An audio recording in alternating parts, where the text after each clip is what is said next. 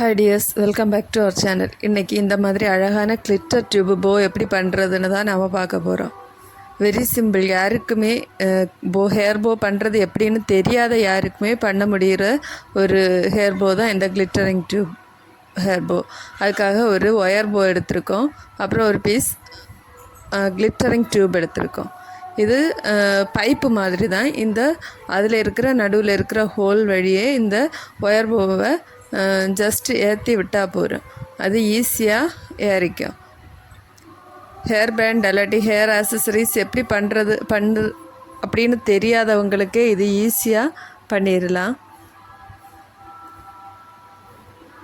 அவ்வளோதான்.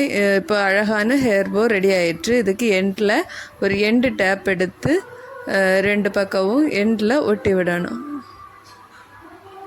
அப்போது அது சின்ன பிள்ளைங்களுக்கு காதில் குத்தாமல், கம்பி குத்தாமல் அழகாக இருக்கும்.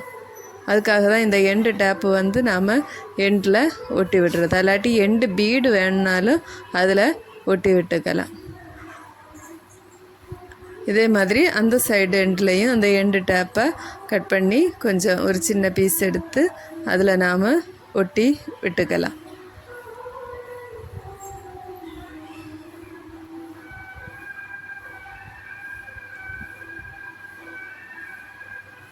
இப்போது அழகான ஹேர் போ, கிளிட்டரிங் டியூப் ஹேர் போ ரெடி ஆயிடுச்சு.